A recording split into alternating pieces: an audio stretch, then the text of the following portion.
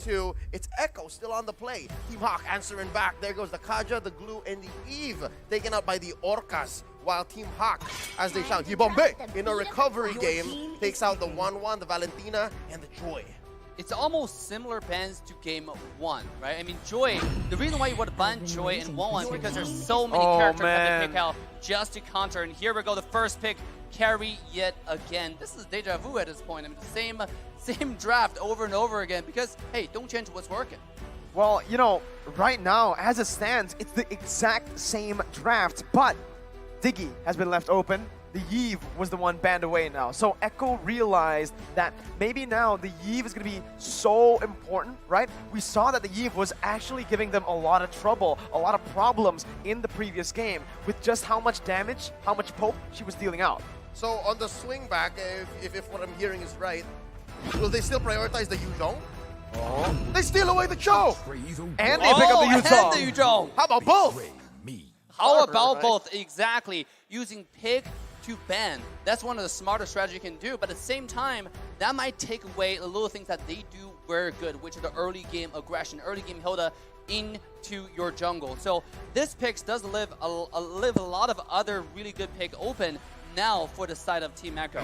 Again, Lolita is on the table, and Grok, the flex pick that can go jungle, can go side lane. What is going on here? Oh, Carl TZ. He has grown so much. What are you talking about? Ling?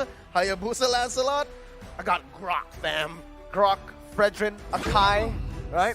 Now, let's see, the change for Team HAQ isn't just that Cho pick, but it's also opting to go for the Fanny instead of the Irithel in the first phase. So they're already making the proper adjustments, in my opinion.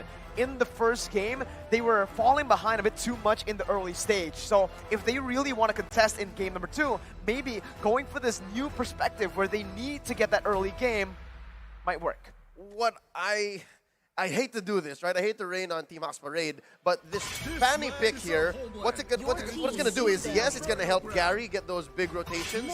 Yes, it's going to threaten the map for Echo, but they're going to have to start picking and banning in the second phase to help protect this Fanny, because the Grok already is not a good matchup, and if this is going into the hands of Sanji, this Kadita, it's also going to be a tough play. Hell, might even go into the hands of Yaoi. Yaoi plays a mean Kadita too. Yeah, absolutely. There's so many flack, and that's why it's so hard to ban. But still, we have Team HAQ banning the EXP link right now, with the Lapu being taken out. Harith, I was just about to mention that because Team HAQ, they have a very mean dive comp playstyle. You can see what they're picking right here. Yuzhong, Xiao, Fanny. They're not really trying to protect anyone. They're trying to full fireman dive your backline and make sure you don't have a carry either. But they need to snowball. Absolutely. That's the key. It's going to be hard to win from behind if you have a Fanny, if you have Yuzhong, and then maybe they need a marksman still, right? So they have to pick very, very carefully. They do, right? Looking at it, Echo did a really good job in the second phase of bans, banning out the Harith and the Claude. Two heroes that can really perform great up against these kind of compositions where you really want to just find that pick, right? Kadita, Grok.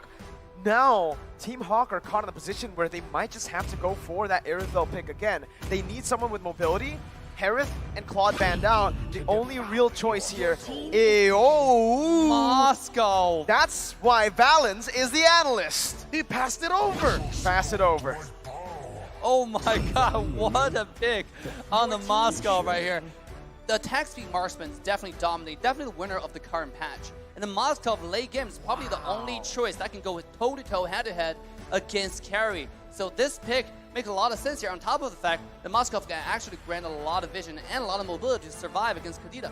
But how is this going to interact with the chunky heroes that Echo picked up, right? The Moscow just shreds through these dudes, almost maybe just second to how Carry does that. There's the Kufra, there's the Fredrin. What's that going to be like? In terms of base damage too, how much you melt people down, you might actually be able to outscale the carry in the later stage of the game with the healing on top of that. And then you have a CC. You have a CC. You have a displacement. You also have a global ultimate, which can help in a lot of these situations. Air quotes global. Air quotes global. You can actually check a lot of bushes, right? They were struggling late game when it comes to... They're going in! Not only are they going for the Moscow, but they picked up the signature Eudora for Min. Oh no! For man, actually. That's man. That's man. man. That's man. That's man. I like it. That's pretty manly pick right there. Won the Eudora. I mean, that's a Chad pick. That is a Chad pick. There is a counter though. Kadita, if you're able to hide in the bush really well, you can one-shot the Eudora, but vice versa, right? It all depends on who is the better assassin player in this case. Who's able to camp bush better. Same, but then again, how do you find those bushes, right? You check with your roamers. Exactly. And between these two heroes, the Kufra and the Cho, there's this, again, you mentioned this earlier, Dave, that counter relationship. Kufra just eats Cho alive. I mean, kind of, but at the same time, Chao can actually just dash away and try to kick the Kufra away if he finds himself in danger. So it's one of those love and hate relationship. It's really based on who execute better. And right now in the meta, actually, from what we see, that have better success, who engage first, who engage better on the key targets. So it comes to a point of, it's not what you got, it's how you use it. Game number 2, Echo versus Team HAQ. Let's see where these junglers start. It's an orange start for Echo, while Team HAQ goes for the purple. Well, once again, right, I actually do agree with you, Dave. I feel like it is a skill matchup here, especially in the roam department, with the Cho and the Kufra. Sure, Kufra has that bouncing ball, can actually negate a lot of these dashes from happening, but with the Shenpu, it does give him, Min, a lot of room to play with, right? I think right now, if we just look at it based on the drafts, who do you guys have? Who do you guys think has the better draft? I mean, I don't know, actually, because the draft is so out of the traditionary. You got Moscow, Eudora being picked in the exact same game. We thought this was M4. This is a ranked game taking onto the big stage. Yep, it's basically something that I saw yesterday. It's like, how is this happening here right now? Oh! Yaoi catches one. Panda's going to be brought low here, has that Inspire, pops it in, actually trading better here, winning it out. Fanny's going to be taken low there, and just like that, Panda is going to win. Is this a counter, perhaps? A shadow counter towards the carry? When you're able to trade better almost every single time. Again, I think of all the aspects brought up about the Moskov, it's the displacement that's going to throw most people off. The fact that you're assuming that I'm going to go into this fight from this point, and then he just throws you off it by, what, a few meters in game? That's a main difference dealer. Look at this. Here we go. Loverboy cancels it. They don't opt to go for it, right? A bit too risky here, especially considering that Min was body blocking for Panda. You just don't know when he's going to use a Shenpu, but you do know when Gary is going to start popping off. It's when he gets that level 4, but right now, he does not have the purple buff, so he is still going to be waiting for that to spawn back up before he looks for these crazy dives and ganks. Another thing that's why this game is so enjoyable to watch is how disciplined the team are. Just now on the bottom side, Echo with 3 versus 2. Kufra, Yaoi could have engaged and find a play for a team fight, but they didn't know where Fanny was. They didn't know where Gary was, so they decided to take a step back. What if we engage and, Fanny just show up after I use my bouncing ball? Oh, top side! Lola picked off a good gank by Sanji with better wave control. No, he just ignores the wave. That's what they were saying. The fact that if you don't know where dudes are, you don't know where these heroes are hiding, there's rarely any difference between a Eudora and a Kadita. Yeah, they're just camping. It's a camping game, right? Who camps better? And a lot of the mid laners, they like to wait one wave ahead of you coming to the lane. They have to go there one wave earlier. Or the least you expect them to show up. Sometimes you expect mid lane to clear the wave and then show up, but no, they show up earlier. With this composition, though, it does put Team HAQ in a position where they really need to get that early game. And as you can see, the early game right now is just dominated by Echo again. Despite having these early picks, Team HAQ are still struggling early on. 2 kills over to Echo. Deja vu. And so far, it's an interesting approach. But top lane, they eventually find one. It's Sanford, gets popped by 3. And I was going to say, game 1, they had the whole Hilda plan, right? That helped them scale into the mid-game power spike. Here, we agreed that in the draft, they have to snowball. Where's that potential going to come from? I think they have to do more than just that one pickoff. Can Yaoi catch him? Oh, cancels it. Cancels it, right? Team HAQ playing around the XP lane really well, and Echo noticed that. They went towards the bottom lane, but now with wild charge, Sanford's going to be able to actually buy some time, and that's going to be the wall. Locking them down. Still Gary able to kill, picking up the kill with Lola's passive. Top lane tier 1 still very, very low as Karl'Tezi looks to get a kill back. Not going to be able to get in range, but Sanji's here. Gary able to sidestep, and he uses the cables to get out. 1 HP, Gary gets out. Oh my god, bottom side though, another engage coming from Team HAQ, and they're trying to get more gold right now. Good win the Dragon too, technically. Yaoi was looking for a pick there. But again, I do believe Team HAQ, they just come out with the advantage. Never mind, Echo finds a way to trade it back. Just as quickly, right? Never mind. I think it's eyes on the prize. You have to consider that when Echo makes moves, they're also thinking of the clapback, or at least the conversion potential. And so far, the fact that they've got 100% of the turtles and they have a 1K gold lead means good things for the Filipino team. Yeah, absolutely. Now it's main on the run. It is Xiao. I said the love and hate relationship is based on who runs or who engaged first, but it turned out he will get caught off by the rotation from Sanford. Whoa, that's a lot of resources spent, right, to get the kill on a roamer, who's now 0-2-0. So Min, so far in the show, having a pretty similar start to last game, but that's Panda actually getting out. Yaoi looking for that kill. Panda actually helps him out there, gets him out of turret. You have to consider as well, though, the fact that, yes, they spent all those ults to kill a roamer early on in the game. It's also a way for, at least to make sure that Min doesn't help out Panda. And again, it slows down the snowball potential for this Moscow. I mean, a lot of times it's really hard for Min to help because he's almost like the most focused person in this match right now. Because he held the last game. See how many people were on him the entire game. Yep. This game, Chao's getting the Hilda treatment, right? Like everybody's focused on him. Even EXP lane find a better rotation to the mid lane. And not just that, he's also trying to do vision for Team HAQ. And T was about to walk into that bush. Oh man, Echo just hate Min, right? But Min right now is doing pretty well in towards that bottom side. Gary's gonna be able to try to look for something. That's a flicker. Sanford hitting the wall. Lola jumping with Black Dragon form. Sanji still trying to run away, but Lola's deciding to actually dive in. 1v3! Finds the kill, but it's gonna be traded back. Who is it worth for? We'll see as Team HAQ look for more in the gold lane. Yaoi just takes a chunk of HP. Gary did not get the purple buff. That's him killing it. Easy, who steals it away and finds a kill. It's the Appraiser's Wrath. Man gets a stun. Carl TZ not able to look for more. And I gotta say, at this point, I want to take a look at items from Team Echo. They probably have a lot of Athena shield just for Eudora to make sure he doesn't do the burst. Because you can see how tanky Fredrin really is on Carl TZ. Eudora ascending a skill 1 is feel like he was healing more HP than being damaged at this point. Than hitting, right? But look at this item pickup from Sanford. Sea Halberd? Oh, he's trying to stop the shenanigans from Lola and maybe even potentially Panda, right? We talked about how that lifesteal into the mid to the late game might make a difference between the Moskov and the carry. I like that Sea Halberd pickup. Yeah.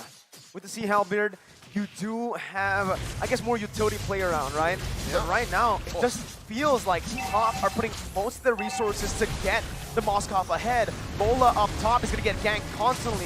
He's still able to play the weak side of the map really well. He's actually going to be able to try to turn it around with Petrify caught in. Gary finds a kill despite having no purple buff. It's still, right now, Lola and Sanford going at it. But with that sustainable ability, Lola is going to be able to actually get out of that one. First turret for Team HAQ.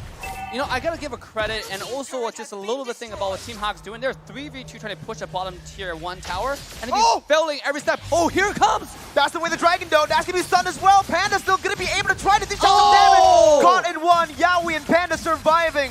Just barely, but Benny now still with full HP will mean that they will still have more pressure in the gold lane.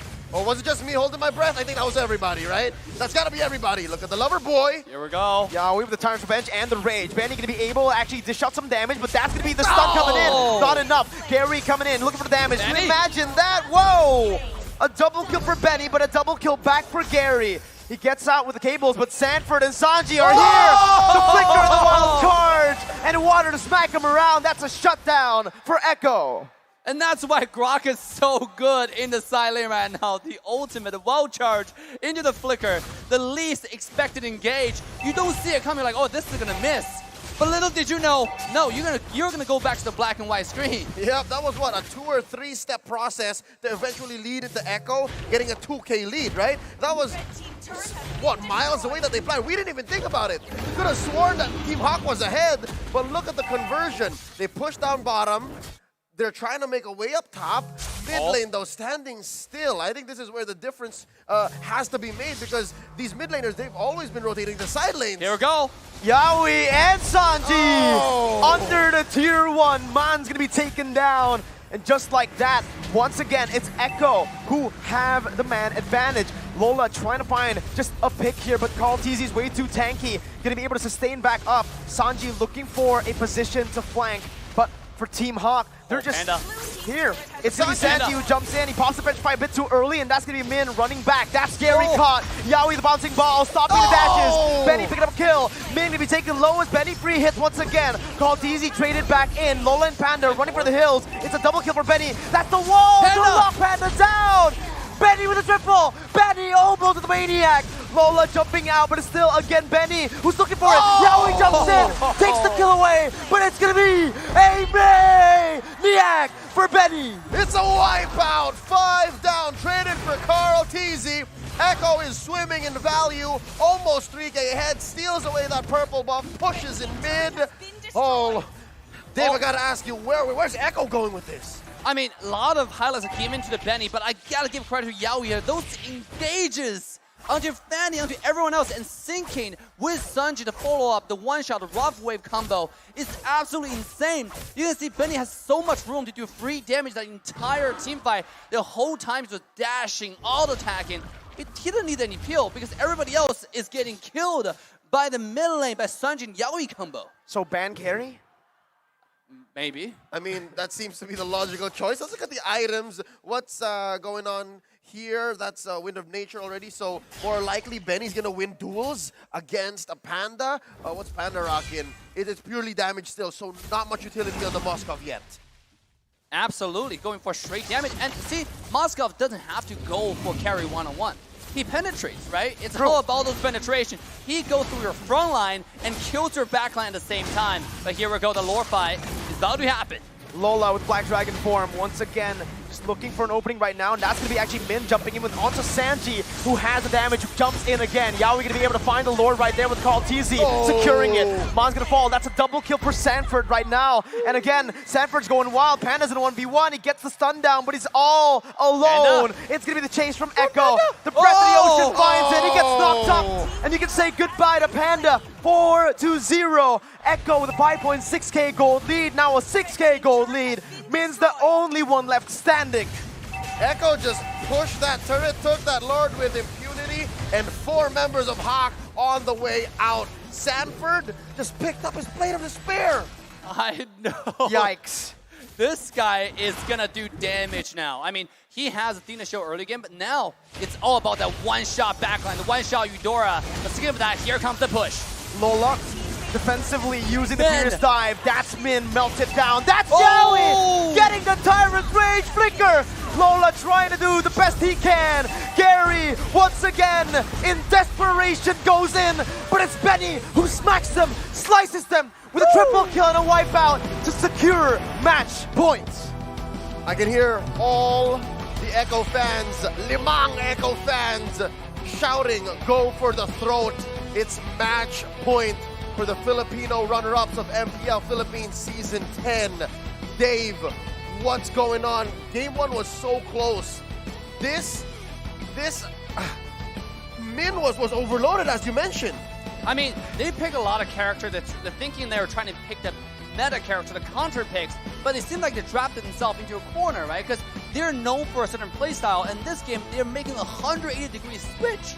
I mean, that's a lot of load for the players mentally. So to make that switch quickly and swiftly is really, really hard. And you can see that reflect in the gameplay. The players are not ready to make the engages. Lola, when he finds the dive onto the backline, the team not able to follow up in time, where he's to get killed. And you mentioned